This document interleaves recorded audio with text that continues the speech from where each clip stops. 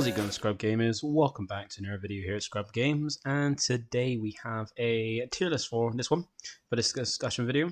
And for this one, we're going to go over basically the tier list for the end of Set 2 meta. So, like, we're coming to the end of Set 2. We have Set 3 coming out this weekend and next weekend. Like, we've got pre-releases this weekend, and then it officially drops, I think, next week. And with that, we basically it's a good kind of shout to have a look and see how the leaders did, because I imagine like myself and a lot of other people did like kind of expectations of where they expect what they thought they might as well. The leaders come and go on the list and how they do in the competitive scene. And I thought it'd be a nice way to go over and kind of review how it did for Set 2. So we're gonna have a look at. I do have some Set 3 leaders on there because I might do like an extra bit at the end to kind of go over where I think they'll go. We might save that for another video to kind of give our thoughts on the Set 3 leaders. But for this one, we're just going to go with Set 2 meta and kind of go from each of them. And we're going to go like we normally do in order with like the aspects being the vigilance, and then the command, aggression, and then finishing off with cunning and going from the dark side to the light side as they kind of go in the packs and stuff like number order. So if you're interested in this and want to keep watching, feel free to do so. Also do remember to like, comment, and subscribe. It keeps you updated with my videos as and when they drop. And by clicking the notification bell, you can get alerts when my videos do drop, so you can watch them there and then or at a later time that suits you best. So without further ado, let's get into it and start off with the first ones being the Vigilance villainy leads. So we're gonna start off with the villainy ones. So we're gonna start off with trying to remember his name then, like Director Krennic. So we're gonna have a look and see with Director Krennic. I didn't really see him do too much, but I think he did. I think he was like kind of outperformed by any of the other like villainy leaders for both command and vigilance. So I think he is technically like tier 2 rogue. Like he is a good one from a good one, and one that people still pick for like the control, like the heart, like the not heart control, but the control aspect. For being like part of it with command, so you can ramp and have access to all those like big things, like be a very control card and having access to all the blue stuff, and then partner it with a green base to have all access to green stuff. Still gave him a pretty good set and format. Didn't really see him doing too much, but then he is one of those ones that can still do well, like people did in the trial as well, and probably like outside of if it wasn't for Qi'ra and say like Palpatine, he'd probably be one of the main ones for like the control. Because he does offer quite a nice thing, like deploys pretty well, gives that restore as well for the healing, and just overall like boosts up your damage guys, which is quite nice. So I think he was a tier 2 rogue one that we did, that did come about. It didn't really seem too much, but then we'll see that with a lot of leaders that you don't really see them do too much for like competitive meta, and we'll just basically see how they did. But I think he was like a more rogue pick, like a rogue that like I did do well sometimes, but then didn't often see him too much because once again he's outclassed by like Qi'ra and things like that. So that is Krennic. Now we're gonna have a look, have a look and see where we think about Iden. So for Iden, you don't really see her do too much, but like she is pretty good. You can play her double blue for like the kind of like a mill deck, which is pretty fun. Not as strong as it was back in like Set 1 for the double blue mill, and also you can still play her pretty well with green and also red as well. Like I think she is another one that's probably under Krennic for in terms of like the better way to play, because she does offer a bit more heal, but then I think more people go for Krennic because he deploys a lot. He's like a bit better as a player, like survives it longer. Like she does come in with a shield and it's a 4/4, but then when she loses the shield, she's very fragile because of low health. Whereas Krennic has that like higher health and plus that way to boost his power, and everything else by 1 winner damage as well. I think Iden is still one of those ones like more rogue that was in the meta because it didn't really do too much, but it is one of those decks that can do well and come in and take games as well. So I think Iden was more of a rogue pick for the meta and quite a good one as well. This is probably my favorite one of the like blue leaders for the dark side. But yeah, once again, just like Krennic is outclassed by Qi'ra and everyone's that want to do more control, but did has that niche as being a very good one to focus for a more mill strategy to come out those control decks. So that's Iden, and then we come to Gar Saxon. So with Gar Saxon, he is a pretty cool one. Like he does quite nice. He's also just like Iden, where there's you can play him pretty fun for the double blue strap because you got quite a fun thing. Like I first saw when I saw Set 2 and was like looking into it, was the whole like recycling with like second chance on a Sentinel. Be able to basically just when he's deployed, recycle that Sentinel, like second chance, bring it back out, then put the second chance back on it, and basically keep looping to have like an almost like invincible Sentinel. And you can also play him quite well, like with the other ones in like with green and red as well. But he's got more of a upgrade focus. I think he's more casual. I don't think he seemed to do too much. I think there was, I can't remember if someone did well or I saw something about a cunning version. It might have been just like during one round on the stream. I saw like a cunning version, but he hasn't done that too much. Like he is pretty nice. But he has like a nice bit of potential depending on like because he has the whole thing about upgrades, and depending on the upgrades you get, it could be quite pretty nice. And he does have like a fun, casual way to play as well. That's pretty cool. But I didn't really see that he did more than Iden or Krennic, but he is one of those more fun and casual ones. Like, not every leader is going to be absolutely competitive, like amazing, so do bear that in mind as well. That's why we got different tiers as well, where you can go from like the absolute top meta, like the decks you'll expect to play in the tournament, and basically build your deck around to combat. The tier 1, which are the ones that aren't the top meta you got like to play against, but the ones that will come in and can deal with compete with the top meta and potentially take games from them as well. And you got the tier 2 rogue, which is all about like the decks that can come in sneakily you wouldn't expect, but come in and can steal games, and also potentially win events or top events at the very least. And you got potential casual ones, leaders that have potential just further down the line when we get more sets and more cards to make them better, or just casual that ones you can take your locals, do well with them, even win it, and just have fun with. And you got the Jar Jar bad, the ones that barely see play and just aren't great, and just maybe needs like extra special in future to potentially make them great, but at the moment are just outclassed by the leads or just really never seem to see play. But that's where I feel that for set 2, Gar Saxon is more of like a casual one. It's got maybe a bit of potential. So that moves on to the last one, being Qi'ra. So with Qi'ra, she is probably the better of the control leaders. She offers quite a nice spread. She doesn't have to just wait until at the end game to start playing the bigger things in control. She also has got a bit better of a beginning and mid game because of the fact that she can play out units, give them shields to kind of protect them, make them last a little bit longer. And as long as they got health, she can keep putting shields back on them as well, by just putting a bit of damage on them. And it was very well with grit as well, and she's got the nice potential with her ability to come down and be able to take basically just clear leaders without the need of things like Rivals Fall and stuff like that. So I feel like Qi'ra is definitely in the tier 1 meta. She's a leader that can come in and deal with the top meta decks, come in, fight against them, be able to take them out, claim some wins as well, and claim tournament wins and game wins as well. Just because of her ability is great, and you can pair her with both red, aggression and command. Maybe in cunning, not too much on the double blue. I don't feel that would be great, but then she is one that basically makes the best use of probably the best leader for command in the competitive environment that can kind of have a bit better spread than just like most control decks just dying to aggro, and kind of compete a little bit better with those as well. So that's the villainy blue leaders, and where I feel they placed for set 2. Now we're going to the heroic ones and see how they've gone as well. So starting off with Chewbacca. So with Chewbacca, this is one that I have barely seen play. I've seen it, I say barely seen play. I've only seen it really used on a casual level, and I feel like exactly where it could be, because it's one of those ones that is very late. Like you have to, I feel like you have to play command with it because it deploys very late at 7, and it doesn't offer much in terms of greatness as well. With terms of what it can do, it can play out a Sentinel when it comes down. It is a Sentinel plus having grit as well, being a big bulky leader, but it doesn't do much of that. And if you want to get it out and make use of it before potentially lose the game, you'd have to ramp up do that, and you have to do that with green. So you can otherwise you're waiting until turn 6 just to deploy and not do much with your deploy either. But it also does have the whole thing of being a potentially good tribal deck. Because the more Wookiees you get, the more we can get, more you can kind of do with it as a tribal deck. And we did have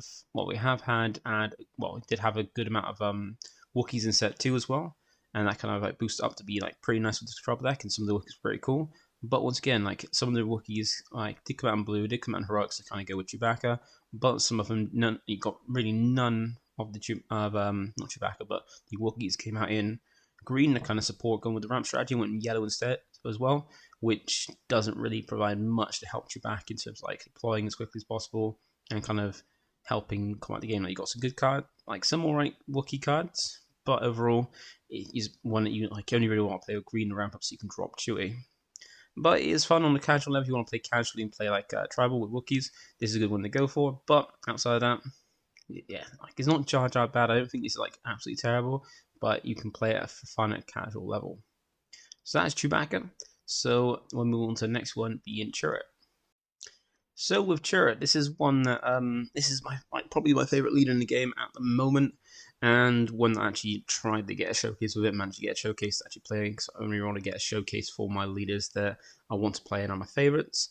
And yeah, Chirrut is one of those. And what is the one my favorite leader? I've tried to make it work. I've played it in different versions. I haven't played the all the versions because I want to try different leaders as well. I don't want to just stick to one leader throughout the whole time I play at locals. I want to try and mix it up and try all different ones because there's a load of leaders every set. And it feels like every set there isn't enough time to try out all the different leaders and combinations. But what I do really want to stick Chirrut up in like the tier 1, I think it could do really well. It's not casual, it does have potential. I'm going to play it like probably near the lower end of like Rogue, so I feel like it can do pretty well. You can, like, double blue is a good way to go. Like, it does work very well as a double blue deck.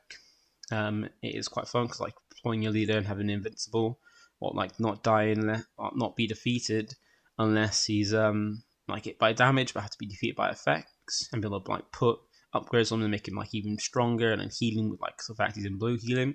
You can stick around and be a menace, and your opponent has to deal with him quickly because he can quickly become a problem threat that you will have to. Well, if like not all decks can deal with, but ones that have to kind of quickly deal with him before he gets out of hand.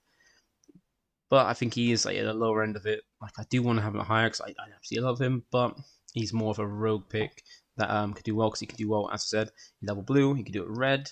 You could try. I have seen like someone play him in yellow, which could be pretty cool, and you can play him in green to kind of have bit ramp to deploy him earlier and get out bigger things and do other nice stuff. But like he is kind of outshined. He was outshined from set 2 with Rey, and even in the next set when we get more Jedi, more Force leaders, kind of outshined by those as well. But he does have that niche of being a leader that comes down and is very hard to remove, like a very sticky leader. But I still feel he's a top rogue one that you can come down and play. So he does have access to some very nice cards in blue, and the different aspects you put with it can give him some good stuff. And being a Force leader that you can drop down and always have around to use his Force cards, like Force Throw and stuff like that, is really, really good. So that's why I feel like Chirrut has come down a little bit lower on the list of rogue, but still in a good position. I think you'll agree. So that brings us to the next one, and that is Luke Skywalker. So with Luke Skywalker, he's one I haven't really seen too much, but he has been pretty cool. And I would say he is also a rogue pick. He's not more of a casual. He is more of a rogue pick. I would say I would personally put him a little bit lower in Chirrut because Chirrut can like stay as a Force unit where Luke deploys a little bit later. He's got to play on a curve behind to give a shield to a heroic unit. It's only to like heroic units you play give a shield to, and when he just come down, if he's taken out quite quickly, then he doesn't make much use. But when he can put shield and stuff to protect him, and it's best used by Sentinels, which if his board's managed, like he doesn't do too much because he can't have a shield to himself. But he has got a handy dandy lightsaber he can put on himself to hold the heal all damage from him, and then give him his shield as well. But I feel like he's a little bit. I think he's a little bit worse than Chirrut, and saying like he's been just like Chirrut, he's been outclassed by Rey. So I feel like he's still a good option you could probably go for, but not probably on the low end tier of it as well. Let me know if you feel like what you feel you put him, like if you disagree with that. So I feel like I'm not too sure, but I think he is probably the lower end, even lower than Chirrut on the rogue tier. So that means the next one being Finn. I think we all know where he'll go, and that is straight into Jar Jar bad tier because I can't remember what he does exactly. That's the thing. Like I think because it's quite small here, and I can't remember exactly what is affected. But I think it's like killing off a upgrade on a unit to give that same unit a shield, which is you're killing off upgrades which are either shields already. Their experience to give that card a extra boost to its stats, or the upgrades you put on it, which you've basically paid to put on them, and are giving like boosts already to that card. And a shield is temporary, so as soon as he takes damage, he's losing that shield. But there is a way to kind of mitigate his effect of not killing off your own upgrades that you put on by using, I think it is Inspire Mentor, which means when he attacks, you can then put a experience token on another unit, then knock it off that same unit, put a shield on it instead, so he's constantly, like, he's not taking off upgrades, he's putting on one on to replace it with a shield, but then you can just straight up put a shield on instead, which is not great. Like, he's not a good leader. You could try to make him better, but then maybe something to make him better, but I can't see anything that makes him useful compared to the other ones in, like, for what he wants to do. Like, it does not seem good, and I haven't seen anybody try to make him work or try him out, and he's just not great. Like, you can try to make it, like, play him casually and play him fun. If you've worked something out, let me know, because it would be cool to see him be played, but outside of that, I think he is pretty bad. But that brings us to the last one, and that is Rey. And like we said, Rey is one that has outclassed both Chirrut and Luke, and is one that I think has actually seen playing done quite well. Like, even for, like, the UK where I reside, we have had the 3 planetary qualifiers, and in the last one, the one in Scotland in Edinburgh, that one had Rey come second. Tarkin Town Rey come second, and Rey is actually quite good, really good and viable, because she's got a great effect to basically boost up, like, small, like, weaker units that maybe have, like, a big amount of health but, like, low power, boost them up until a certain point, and then comes down healing free as long as she stays on board, healing free every time she swings, even boosting herself by her own stats as well on her first swing you're normally going to do. And then, yeah, just offering that restore free, like, good amount of healing with it, and also being a never force unit you can use all your force stuff with, and it's making your little units even bigger to, like, not too big, like, it's got a limit to them, but making them more, like, more of a threat than they actually should be, or actually are, which is pretty cool. So I think I'm right in Rey being up there, like, probably not better than Qi'ra, but still a tier 1 meta deck that can help, like, can compete against, like, if you've already seen, compete against the top meta decks, and also, like, stand their own ground as either top or win events as well. So that's all the blue ones. So that's how we've come with the blue ones so far. We've got Qi'ra and Rey being tier 1 meta decks. We've then got Krennic, Iden, Chirrut, and Luke being row picks, and you've got your casual or potential decks being Gar and Chewbacca, and then Finn being our first, like, bad deck. But none of these blue leads are at the top of the meta. They're still very, very good leads. But that brings us on to the command ones. So we go next into green, and we're going to start off with one of my favorites being Palpatine. So Palpatine is one of those ones that you can play in almost any combat aspect combination, and it's very good. Like, there's been ones at the top. You've got the yellow one that's like the yellow one that's done very well, was very good in its first set.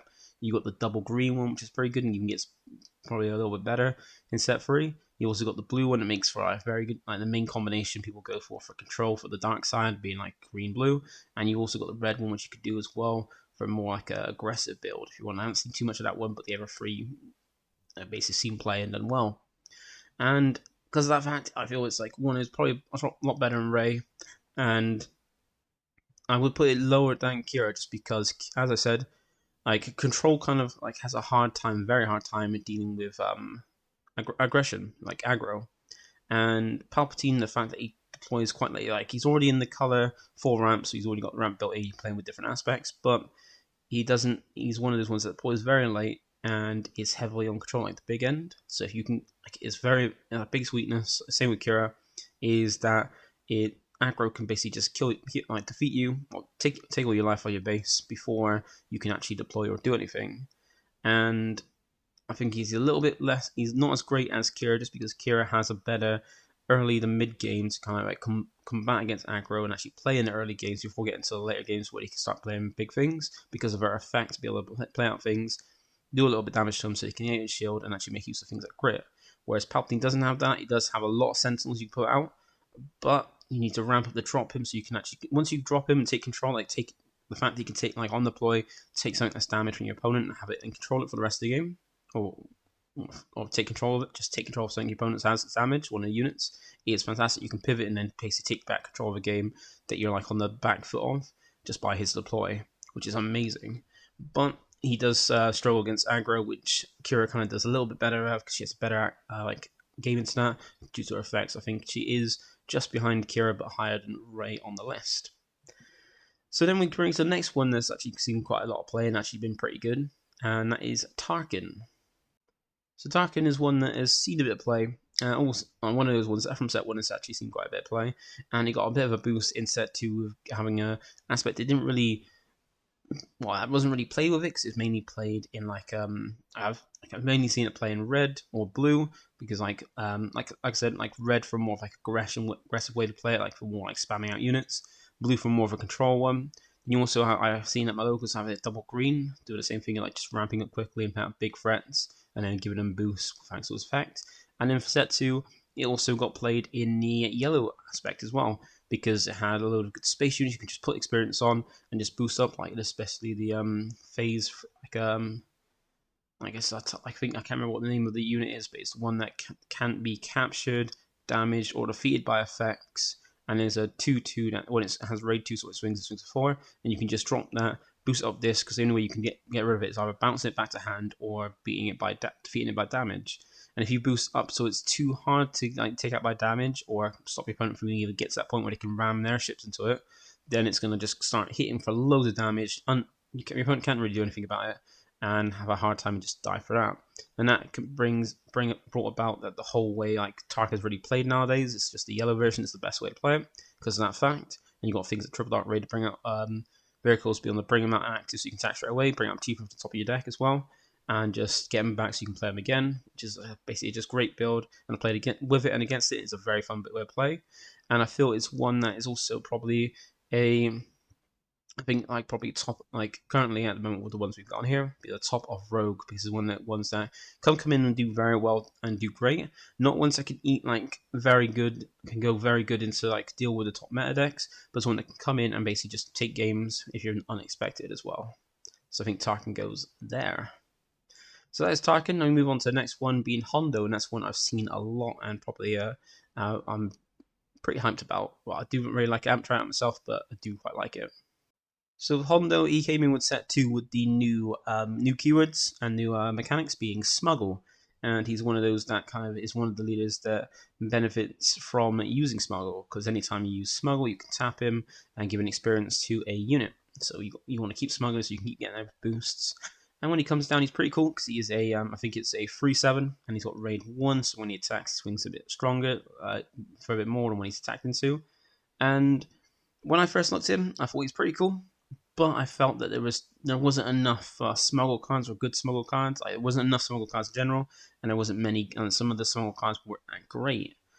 But since I thought that, I have been proven wrong. So I've seen my buddy Ollie, big invitation to check out him. If you haven't already, check out. I've got a link to his channel in the description below. But he's put in a lot of effort because, like how Hondo plays, is similar to how a deck he used to play in Dragon Ball plays, like Bojack, and it's very good ways. Like made use of it, like a very good operating similar to some of the other leaders, like the villainy leaders in that aspect in blue and green, to be more of a control deck, but make kind of mitigating their problem with the hand size by being able to smuggle things out. So being able to smuggle units out, put threats on board, like have things out earlier that you can bring out by smuggling like cheaper units, and they come out a little bit bigger because you can bring them out. They're normally quite weak on their stats, but then getting a boost from Hondo and keeping your hand so you've got more more options in your hand. Whereas like if you're playing from your hand, you've got less options because you're playing stuff at turn, like you're like charging, and you don't really have to ramp with it as well because you've got a way to kind of just pace out the game and get to those later games without having to worry about like having to ramp quickly into them and then still deal with aggression. So I feel like I feel that this is. I haven't really seen Hondo do much. So I think he's probably like more of a rogue tier. It's one of those leaders that if you put the effort into it, he's very, very good, and put the effort to try out like Ollie has, then he's pretty good. But he's not one of those tier 1 methods that you see do well often, or see like actually doing something. It's more like in case you're dedicated to it, like one of those ones that you take dedicated to the character or the feat or the or how it plays. And he is probably like, I would say the top of Rogue tier. He's probably one I've seen out of these leaders in Rogue do the best on like actual competitive event rather than just locals as well. So then we move on to the next one that I was really hyped with, and that was when I saw set 2, and that is Jabba. So with set 2, I was very hyped for Jabba because that's really cool. Like he's really cool because he has the whole thing when you deploy, you can make one of your units capture one of your opponent's units, and then with Dryden you can basically play out Dryden because the same amount of same resources. You can play Dryden on the same resources you can deploy Jabba, so you can go and deploy, take on opponent's units, capture one of your opponent's units, and then you play Dryden to come in shielded on the same stats as Vader, and then deploy play the unit you just captured under your control. So basically, essentially, you do like a Palpatine, but then without needing to do damage on it, but just taking one of your opponent's cards and put it under your control. And it could be anything, like Jabba captures anything under one of your units, but you have to have a unit in play for Jabba to capture. So ideally, you want to put something out with shield, so you can deploy, capture one of the units, like a decent unit as well, which people can play around, and then play Dryden to kind of put under your control. That's really, really cool, but it really hasn't done anything because he doesn't have the leader doesn't do too much in the builds. Like it costs too many actions to kind of do what it wants to do and making stuff you play cheaper. But I haven't really seen too many people try it, and we'll never have a problem with it. Not as though it costs too many actions, but in the aspects you want to play with this, there's a other leader that does it probably better. Like if you want to play this in yellow to be like trying for that kind of thing, you got Boba Fett. Like you got the set one Boba Fett that does it a lot better. So like why? Like probably most people are thinking like why would I bother playing Jabba with yellow when I can play Boba with green? Like things like that. And even then, if you wanted to play it with blue, there's better control. You've got Palpatine, you've got Hondo, you've even got Qi'ra as well. Do a better way of playing that control with those aspects than that, which is some issues with like so many leaders, I imagine. And if you want to play it red, you can do it pretty good with red. But then what's actually are you doing with the red aspects? Like there's not too much that makes does very well. Like you of course got like damage spread from aggression in Jabba, and you got everyone barrage things like that. But then even then, like as well, in double green, there's not much worth it in Jabba to go double green that I've seen, to be honest. So like I feel like he's one that's cool, but he's more, I would say like he's more one that has got potential. I put him higher potential because another thing is with the two mechanics that came out of set 2 was capture. It was bounties, capture, and smuggle. And none of these aspects are continued in set 3. So they aren't also brought in set 3. The ones we can probably see further in the line. And the thing with his main one of being like bounties are pretty cool. Like we've seen things like Bossk and stuff do pretty well with him. But the capture like his main thing is where I'm gonna capture. And main thing was deploy as capture. He does have the other one be the bounty, which is what takes up 2 main actions. But the other thing is capture is more of a draft and sealed mechanic.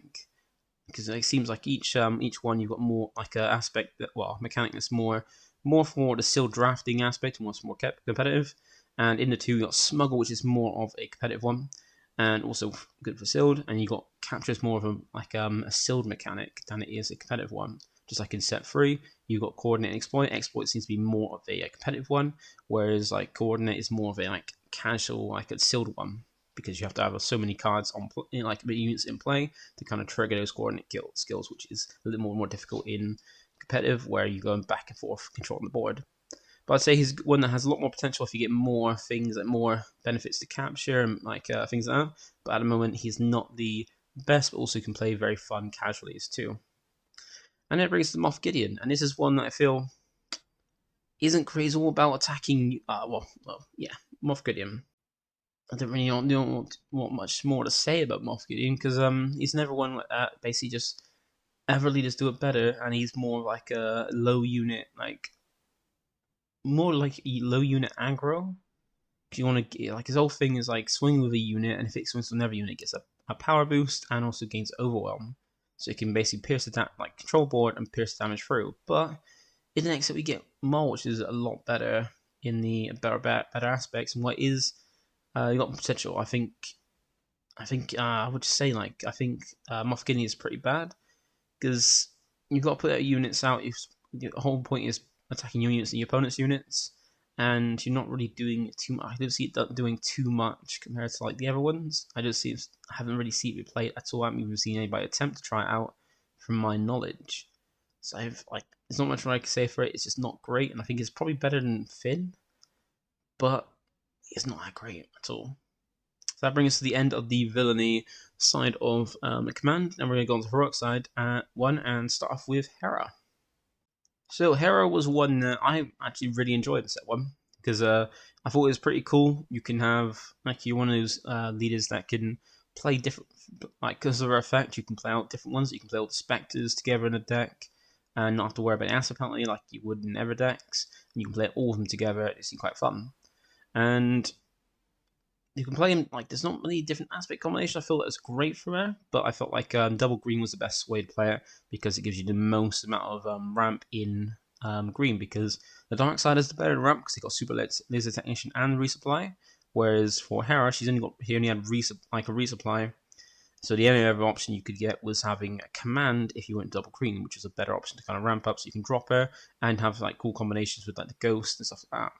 Because together the specters are pretty cool, but the leader herself just doesn't really offer anything, because her only effect when in the leader area is that you can play the specters without worrying about the aspect penalty, which isn't the best, but she allows you to play them all together, and with double green you can potentially do that like probably the best way possible, giving you most amount of ramp and having some pretty nice cool cards in green.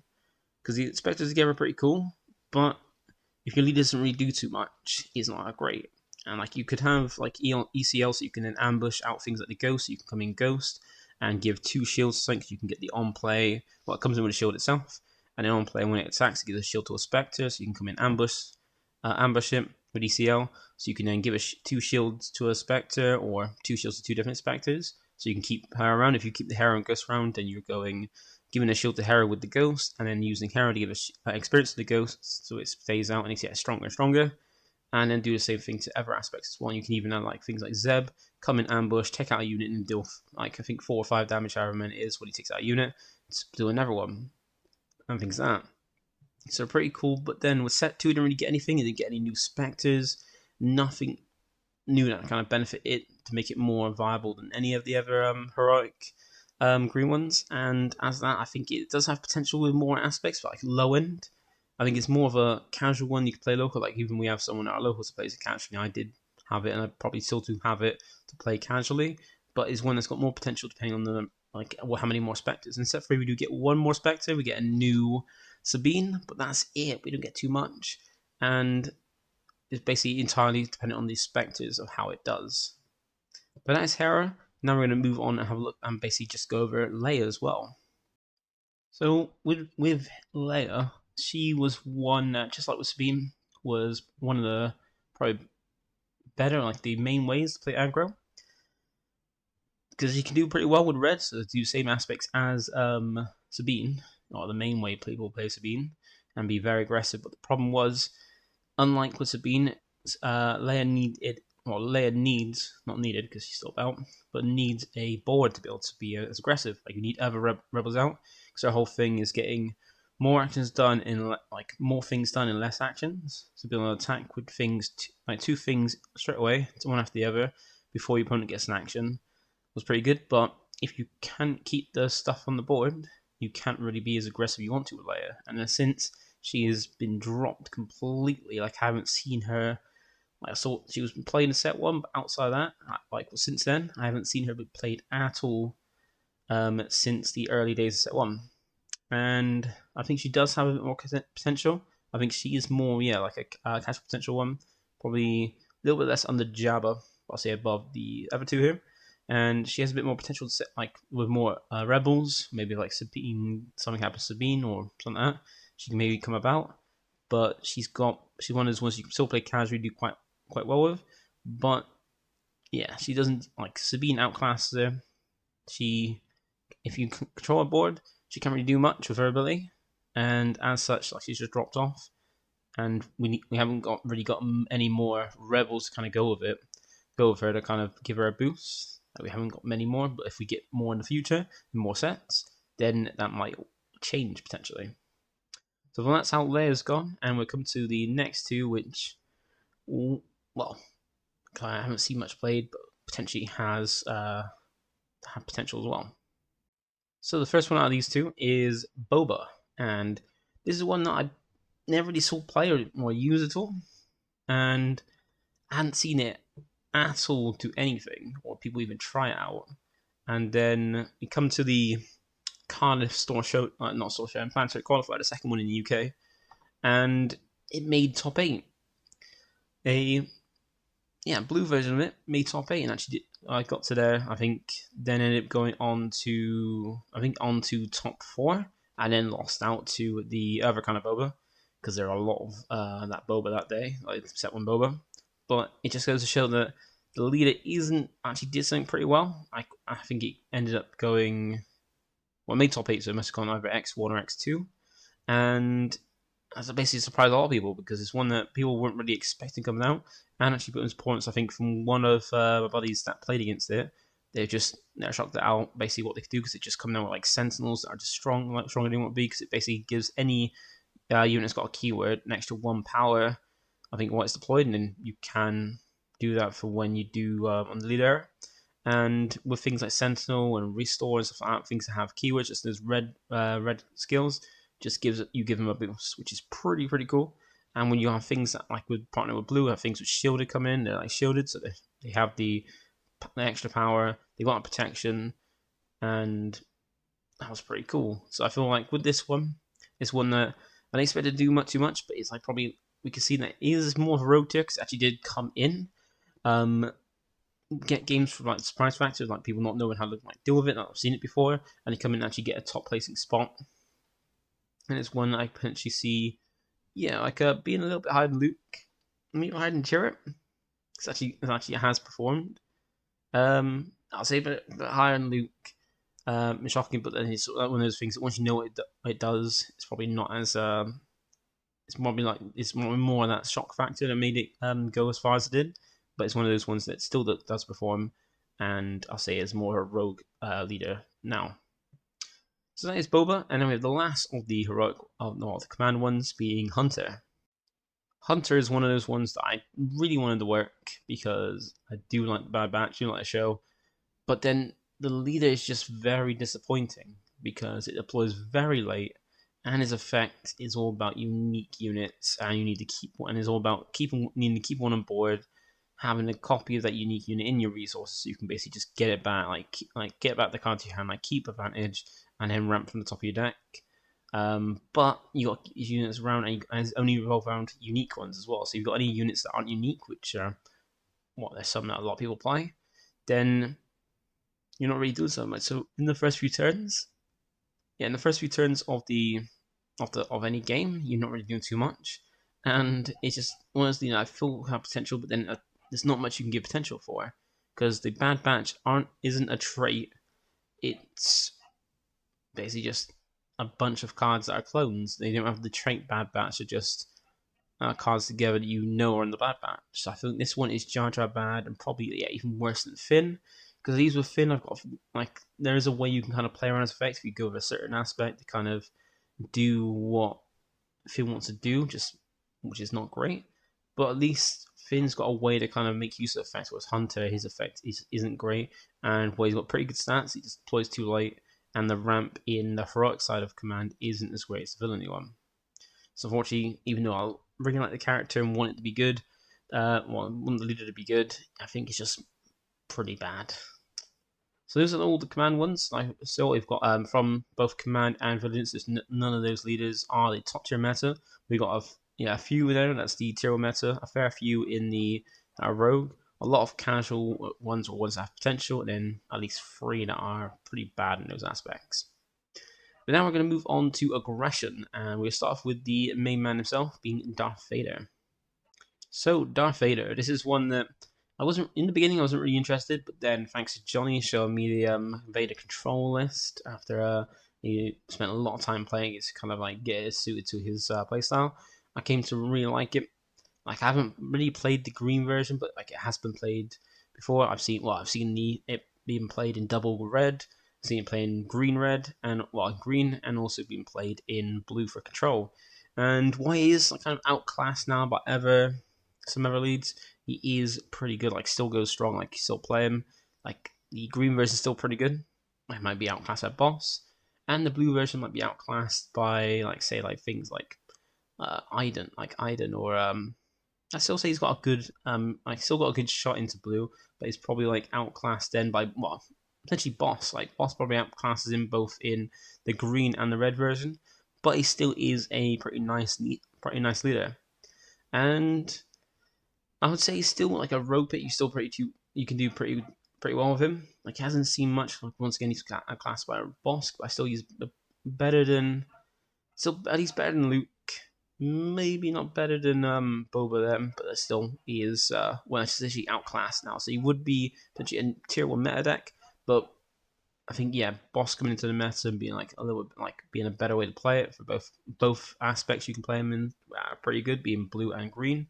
I feel like he's basically just outclassed by Bossk now, but it's still a good one. You could do quite well with him, and what people might like when people forget about leaders and then forget how good they are, that's when they start making like a leader can come through and then do his sweep where he wouldn't really be able to if people were like once again remembered them. So I think Darth Vader is more a rogue pick, and like it could be a little bit lower, but I think he is that's a pretty good spot for him to be. So next we go for Grand Inquisitor. So on Grand Inquisitor, this is one that I thought would be a lot better with set 2, because there's a lot more grit stuff and a lot more things with the a decent amount of health and power within its range restand stuff. But I barely saw it played at all. Like it was played in set 1 because limited leaders and stuff like that. But with set 2, I haven't seen it used at all. Like amongst the red leaders, like on the dark side, we've seen even Kylo as well and Bossk played, and even Vader, but no Grand Inquisitors I've seen played. So I feel this is one that is more casual.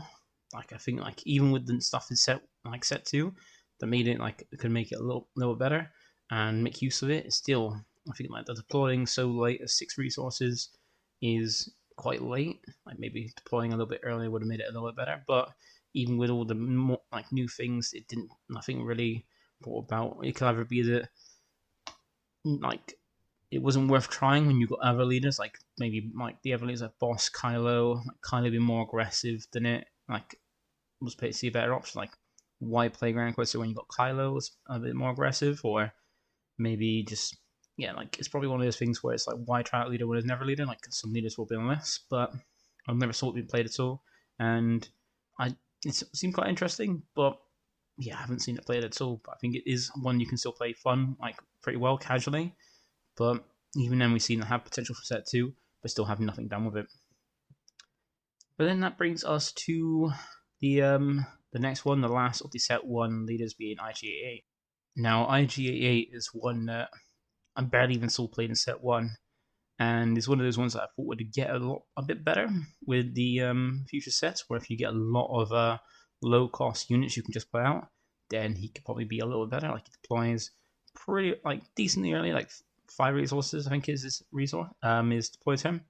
And his stats aren't amazing. He's a 5, I think he's a 5/4, which is not too bad. Like very low health, so he can be taken out by a takedown or just like taken out by a unit ramming into it. But has a solid amount of power on him when he deploys, and also gives everything raid 1. But you've got to have a lot of units out, unless you've got lots of one-cost units. I think this is one that, like way down the line, when we got a lot more one-cost units, you can just play out like constantly play out these strong one-cost units. You can then go ahead and just like swing hard at the board, like this, just basically play out your entire hand and just keep dropping things, like drop all those 1-drops in the first few turns. Then when you like on the like deploy turns and stuff, start dropping these huge things at like a lot bigger things after that to go with all the little things you dropped. But or even just get the high resource and stick there and play all these little 1-drops to swing through. But outside that, he hasn't really anything. So I think he is quite bad. I think he's got more potential than all of these. All these bad leaders down here in the Jar Jar bad. He's got a lot better use out of those. Just comes with more things, but then he's still like I think I would put him in potential.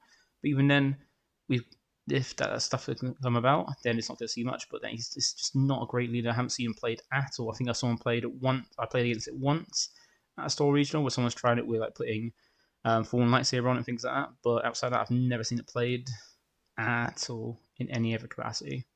So I think he's quite a bad one. And then that brings us to Bossk. This is one that has kind of like set the outclasses Vader now. Like basically replaced Vader because he does what Vader was doing with green and blue a lot better due to like what he wants to do, like with bounties, like having like making use of bounties, which we didn't get too many in set 2. We got a good amount to make use of Bossk, and even though it isn't a kind of mechanic that's being brought back in set 3, but it could be one that's been brought back in later sets. And for what we do have, it does very well with. Like, it deploys a lot earlier than Vader, which is pretty nice. It's 6 resources, I think it is.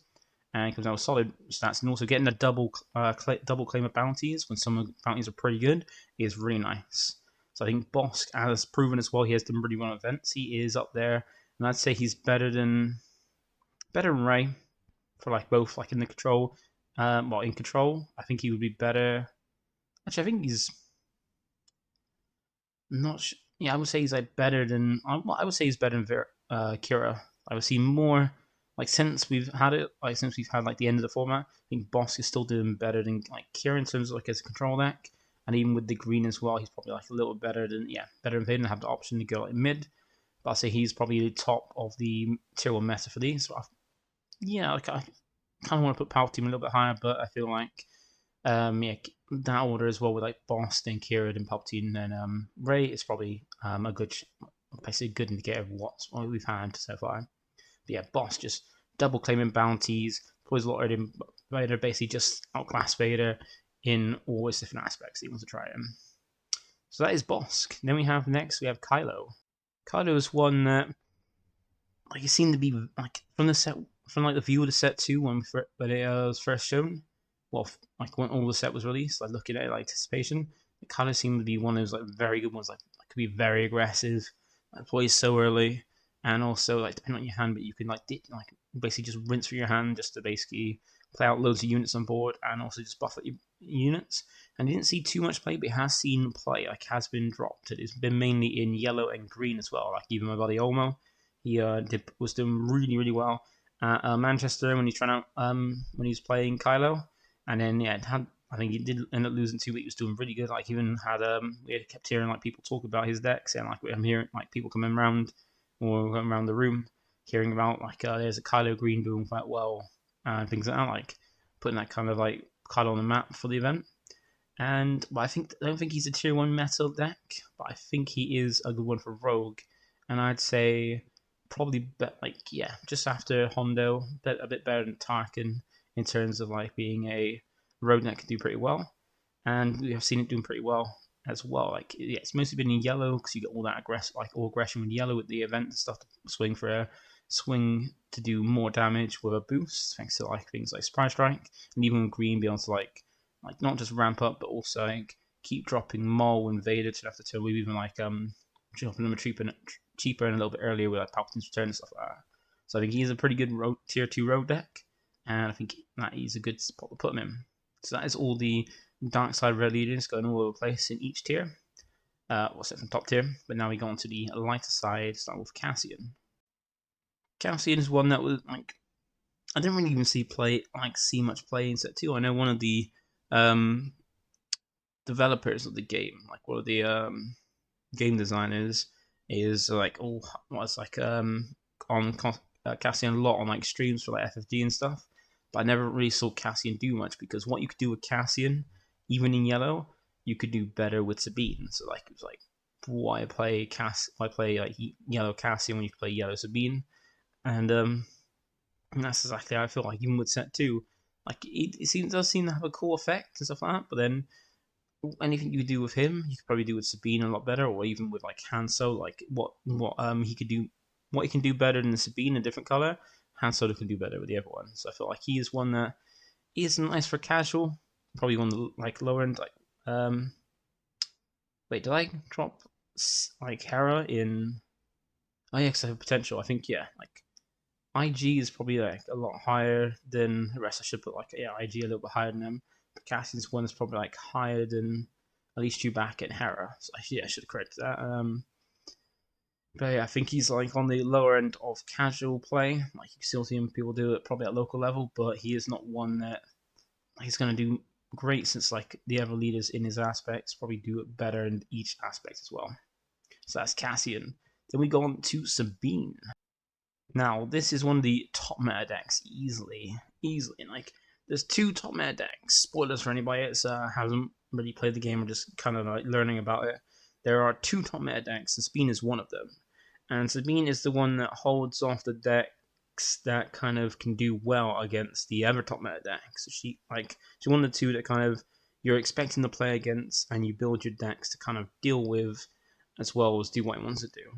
But the problem is, it's a lot easier. Like if you get a good hand, or if you get a good start with Sabine, you can just aggro heavily, heavily and just win.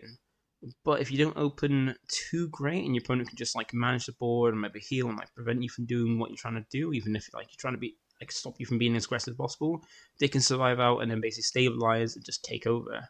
Like once you get into later turns with Sabine, if you can't like keep a board, or then after you're on the back foot, you have to keep playing stuff out, and it's basically managed every time you drop anything, then you've just lost the game from there. Like Sabine is all about being as aggressive as possible, and you just want to be as aggressive as possible. You can play it.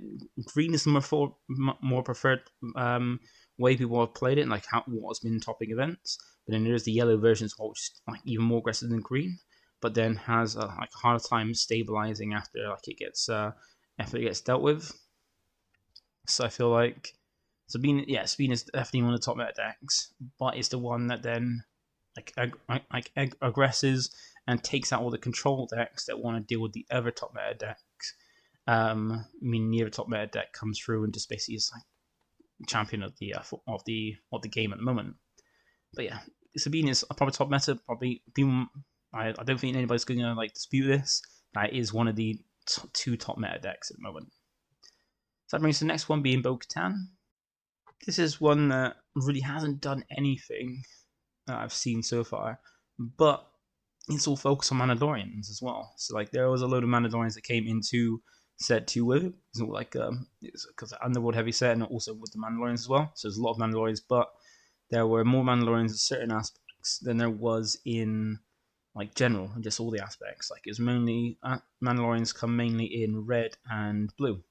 So unless you're playing double red or blue, then you're not really doing much with Bo-Katan. But there are a lot of good ones in those aspects. You can see was it red, you can play it with blue and have a good aspect there. And also consider that Darksaber is like an upgrade for Mandalorians, and doesn't have to worry about aspect. If it's on a Mandalorian, you can chuck it on Bo-Katan no matter what aspect you play, and have a fun time there. But she hasn't done much, but then I feel she does have potential. So I think she's one of those ones that is in potential and casual, and I'd say probably just above Leia, because the more Mandalorians get, the more she can make use of them, and also you can still play her on a very well in a casual setting as well for like locals and stuff.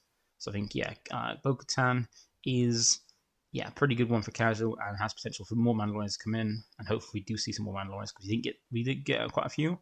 But like with most sets, you do get a lot of like a certain trait, but they're not all good or all great or all used. But there are some pretty good ones. I hope we get more to kind of add to the Mandalorian options, because especially when you focus on a certain trait, you want to have a good amount of options and not just a small few. So that's Bo-Katan. Next, we have a look at the last of the red ones, being Han Solo.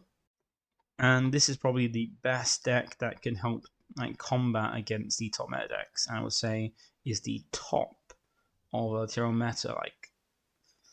Like it's really close. I think it's really close between Han Solo and Bossk, which one is the better of the it's like the very top of tier 1. But Han Solo is a very good one. And you can play it different ways. Like there is the green version, which is very good, like going wide and making good use of Maz Kanata. I think it's Maz Kanata, the name of the one that basically gains an experience every time you play a unit. So you play it out, and you start playing every unit, so you can potentially play 3 units on turn 1, as long as they're 1 costs. And you can go like Maz Kanata, never won, thanks to Han Solo to be able to play something out, costing 1 less for taking 2 damage on it. You can actually use a 1 cost, like Maz Kanata, now 1 cost maybe R2D2 or something from Han's effect, and that turns it from a 1 cost 1/1 to a 1 cost 3/3.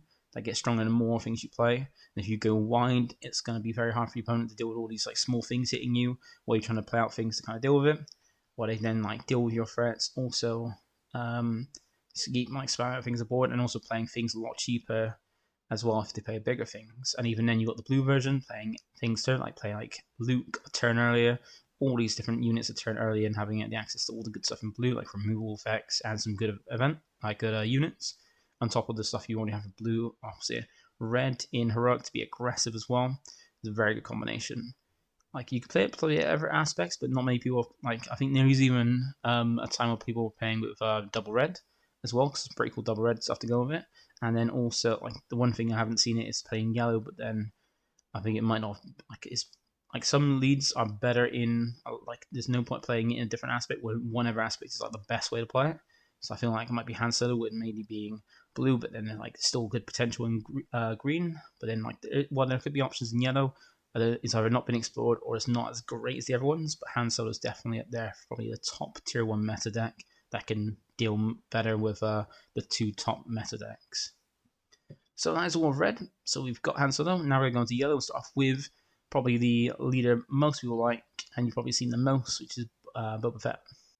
So Boba Fett is one of the leaders that was the best in set 2. Like, I think you could probably say like Boba Fett and Sabine were the best decks from set 1, because Sabine was probably the best aggro deck from set 1, and it just got better with the likes of things like I think off the top of my head, like Dark Sabers and like an upgrade you can put on Sabine, Poe Dameron being a good ECL target for Sabine, and then even Wrecker as well being another good target for ECL.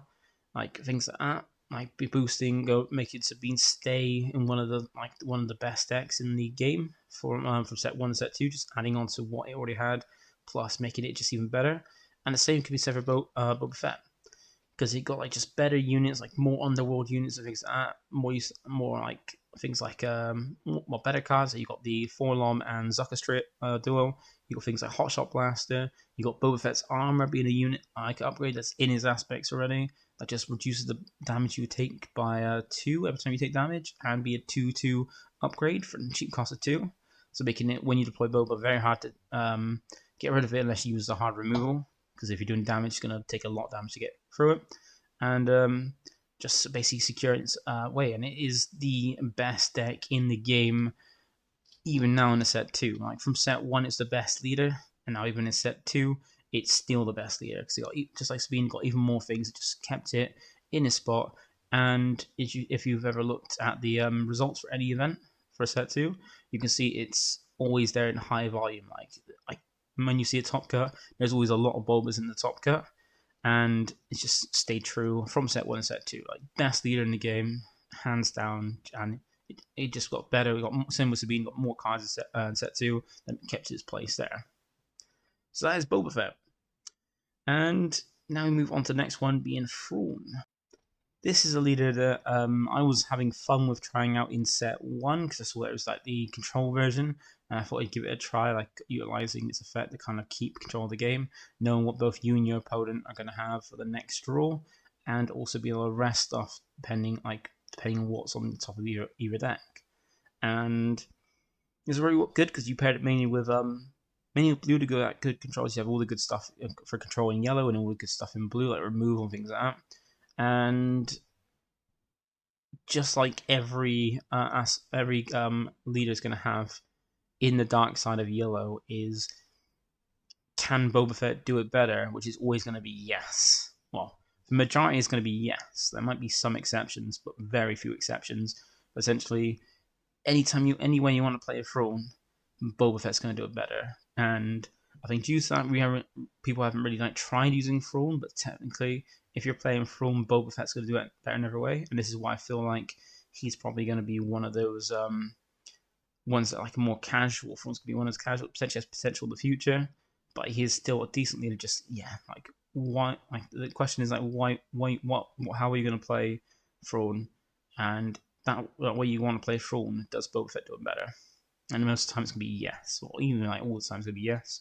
So unless something happens to Boba Fett to remove him from the game, Thrawn is always going to be outclassed by Boba in those aspects. And then we go on to the next one, being Cad.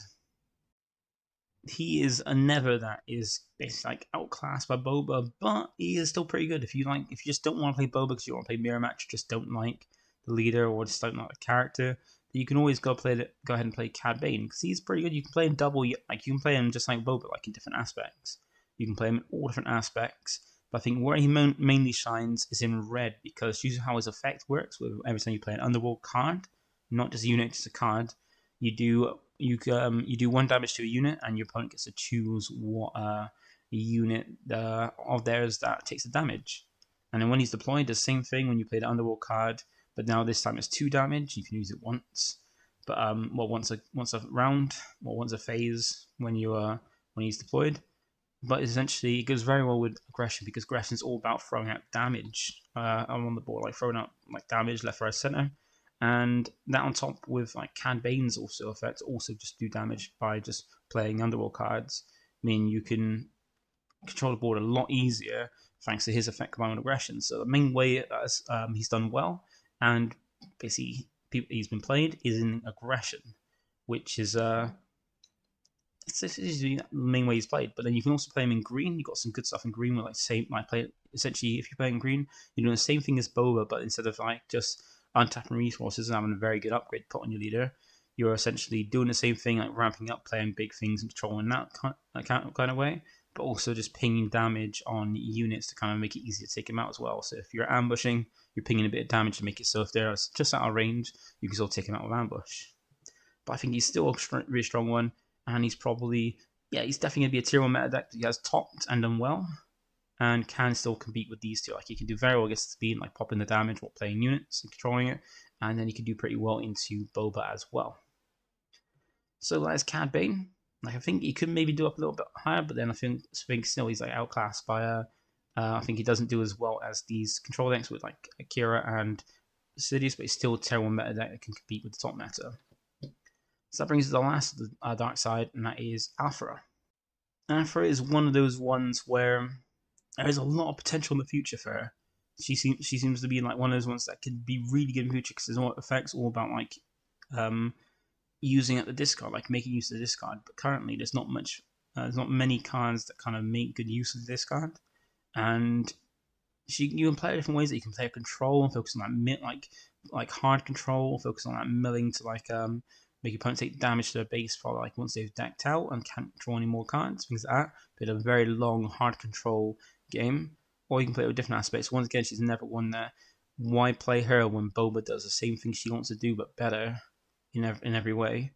And same thing with Thrawn. But I think unlike Thrawn, she's got a lot of potential. Well, actually, maybe just like Thrawn, but probably more than Thrawn. She's got a lot of potential where the more things we get that interact with the discard, where you can like use stuff from or like play things from, then the better she becomes. So I think she's definitely here in this tier, probably I'd say at the top, but mainly because of the potential, not because of casual play. You can play her casually, but she'd do the same thing as many other things, like especially control, do the same thing as everyone's, but because she's just outclassed by Boba in his aspects, but she has potential in terms of like what potential future discard interaction we have in the game. So I think that's where she stands for Dr. Aphra. And that brings us then into the last 5 leaders, being the heroic side of cunning. And we're going to start off with the set 1 Han. Now, Han Solo is one of those ones that it was really good. It's one of those top top tier 1 decks from set 1. So it was able to do really good into Boba and also really good into Sabine. And it didn't really drop off. Like some of its versions had dropped off. Main way it was played in set 1 was green yellow. So it's like you basically ramp up quickly as well and start playing out things, just massing a board and just outvalue your opponent. And that kind of dropped off for set 2, but that got picked up by the fact that you can now play it better, like other aspects outside of Boba. You can play it now double yellow and do a lot better. You got things like DJ, the best ways to play things like DJ, like stealing your opponent resources, is through Han, because you can make use of killing off that resource without needing to remove DJ from the board. So that way, after DJ's done its thing and taken a resource, it's then killed off.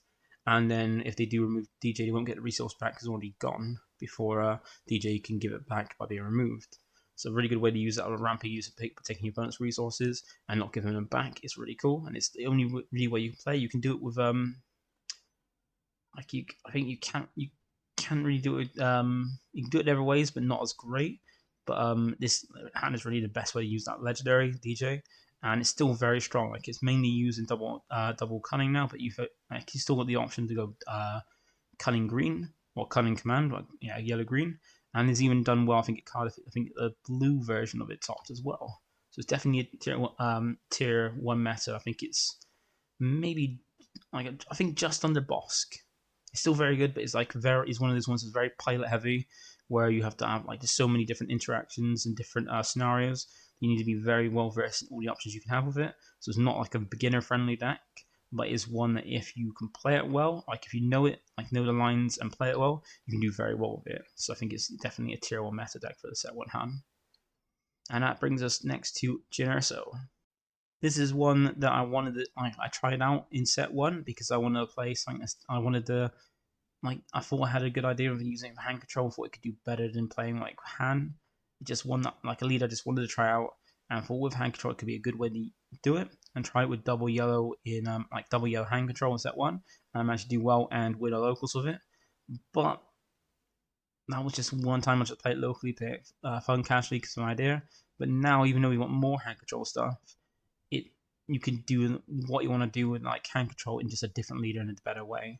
And Jyn doesn't offer much more than what any other leader do. Like you can make it so like you can attack into units and take 1 less damage, and when she's deployed, take 1 less damage from any attack you do. But that doesn't do much considering like how the game's evolved with set 2. It's like I wouldn't say she's. I probably wouldn't say she was bad, but well, actually, probably she is. Yeah, just is bad now. But I think she's a lot higher. Those because I've actually like tried her out and actually done well with them. Whereas like these ones, I haven't really seen do too much. But probably like a little bit higher than IG in terms of like. Because I've actually seen both these two play, and I haven't seen the rest be played. But I think she's just one of those things where in cunning, like why play a cunning even if you're going double yellow cunning? Like what I can't the similar thing as Boba, where why play double yellow when you can play that in hand instead, or any other aspect combination you can play it in hand better than you can Jyn. So yeah, I'd say yeah she's now bad. Like she wasn't great in set 1. It's just the leader I chose to use it because the option was this or hand, and I chose to try her because I didn't want to lose hand trying to ramp to do hand control things. And I felt like her ability to take 1 less damage when exchanging could help like in your stuff surviving while the opponent's doesn't. So I think she's pretty bad. But yeah, didn't really improve for set 2. So that then brings us to Fennec. Now this is a leader that I thought would do pretty well. I thought like she could make a pretty good hand control leader because you've got the she's in the 2 aspects where you've got most of the hand control stuff being red and yellow, and also she's got the great effects to kind of play stuff in ambush. But the only problem is it's a very limited cost you can ambush in, so 4 costs or less. And while she is not deployed, you have to pay an energy resource to do that. Meaning you're playing a turn behind when ambushing things in of running costs just to ambush, and like ambushing in a K2SO is pretty good because you can come down, drop it, ambush, take out a unit, or trade with it, and then when she's defeated, either do like make your opponent discard a card using Fennec's effects, so you can kind of control the board and ditch a card from hand. But if you don't see the K2SOs, then it's not great, and even then, there's not much outside of that. Like even her stats aren't the best, and I haven't even on a casual level seen her really be played or do well. I think I've seen her a bit casually, but never like in a decent capacity with Fennec. So I think she is one that could potentially can be used casually, probably better than probably like lower than Cassian and stuff, but like higher than both Hera and Chewbacca. But it's one that like I haven't really seen do too much and isn't that great because the stats aren't great. The effect could have been good if it didn't cost a resource, but because it does, you're playing a turn behind, and that's not great considering it's a very limited range of costs you can ambush things out. Well, that is Fennec, and then we come on next one to Lando. This is one that I thought, wasn't going to be great, but then it actually has been played. Like I have seen it be played quite often, and the main way I've seen it be played is with red going like for a more aggressive route. So playing it with red, so like could be in a more aggressive, just basically playing on small units and ambush, like smuggling things in rather than playing from hand. Like, and the weird thing is with like Lando is that you can smuggle stuff in and you can play it for basically same cost. Smuggle things in that have smuggle, but I think it's just things that have smuggle, and then they smuggle out for 2 costs less. And normally it's going to be like most things to smuggle out for its cost plus 2 or sometimes plus 1, maybe like 1 more, a bit more. There's normally around 2 more is the standard. And if you get tech out as well, because it's in the aspect, you can then make anything in your resources play out with Lando as its normal cost, but out from your resources rather than your hand. But like the main way I've seen it from the list for the red yellow version of Lando is just basically low cost units, just to spam out loads of them and just basically be aggressive as possible, even with like damage like Darren Raiders or the finished damage on base. But I have seen it played in events. I see like lists for it. It hasn't done too much, but it's one of those ones that could potentially actually do well and actually come out standing, because you don't know, like you might look at it and think, well, what Lando does, I've never seen this before, and then get caught out by it. So I think it's on. Like, I think once again higher than Luke. Like Luke is one of those ones probably like the lowest of rogue tier. Could do well. Actually, I might even move to keep Luke how it is. I feel like Lando probably even like higher than Vader actually, because I haven't seen Vader do much, like, or played too much in events. There's one of those ones that could come in and surprise you, but still just, if you want to be aggressive, you're normally going to go for Sabine, because if you're thinking same aspects, Sabine Yellow is going to do much better than what Lando wants to do as well. So you got to always consider that. And then that's going to be the last one, being the Mandalorian. Now this is one character that I'm probably one of my most favorite characters from Star Wars. Like not as a leader, but like in general, because I just love the series and he's really cool. And his focus is all about upgrades, like resting things spin on like upgrade. Like when you play an upgrade on the rest things, there's certain costs for that. So he's got a good idea, and it also Mandalorian as well. I always feel like it's like the only my main thing I like about it is his name. Like why is it called the Mandalorian when he has a name? He's like that's like this name of the show, and other people is like his nickname. But he actually has a name which is Din Djarin. So like why isn't he just called Din Djarin and his like title be like subtitle be the Mandalorian? Like he's just called the Mandalorian. Like I know that's his like we do know he has a name and stuff. But that's like a little ick for me. But I think he's pretty cool. I haven't really tried him out because I've been trying out every different aspects, and I want to play him, but with like things like the Darksaber, and I haven't focused on trying to pick those up to try and play it. So I haven't made that a focus of mine. But I do want to play it and try it out. I kind of lost time in set 2. Now set 2 is coming to an end. We're gonna have set 3.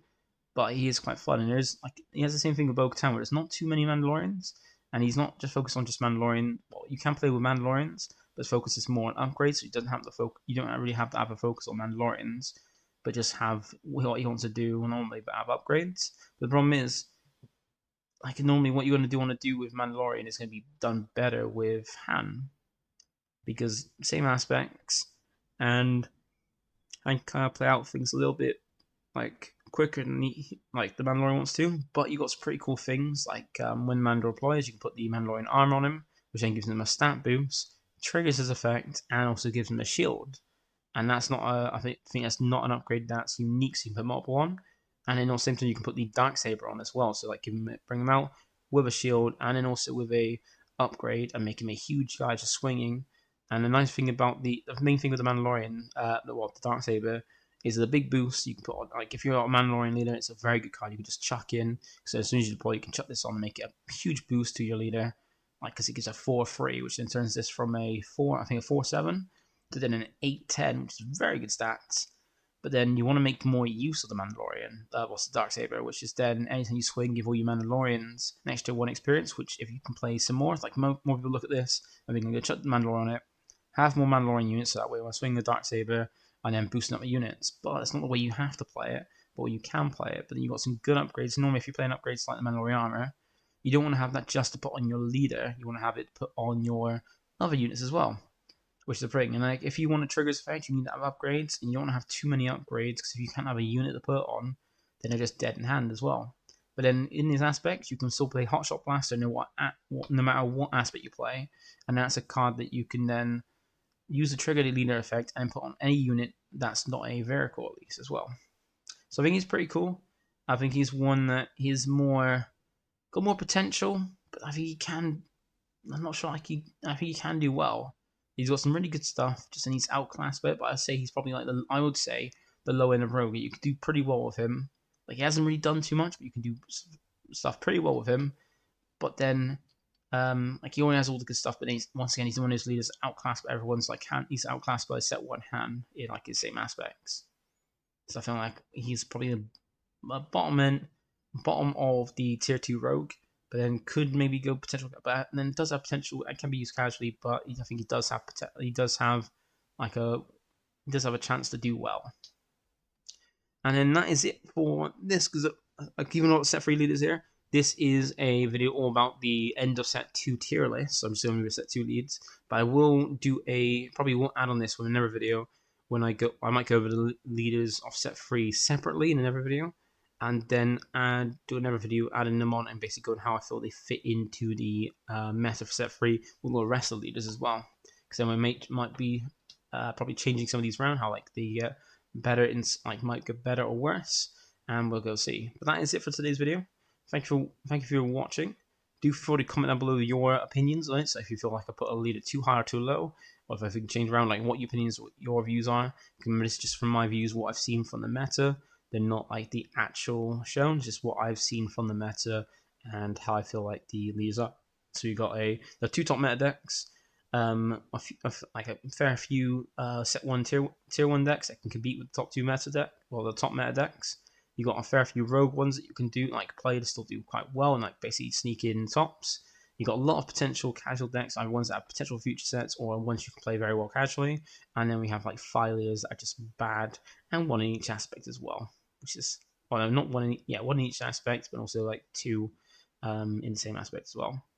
But that's it. So thank you for watching. Feel free to like, comment, subscribe, and keep a watch out as I go over my tier list of the set 3 leaders, and maybe even another one as well, going over how I feel they fit into the next meta. So thank you for watching, and I'll see you next one. Bye for now.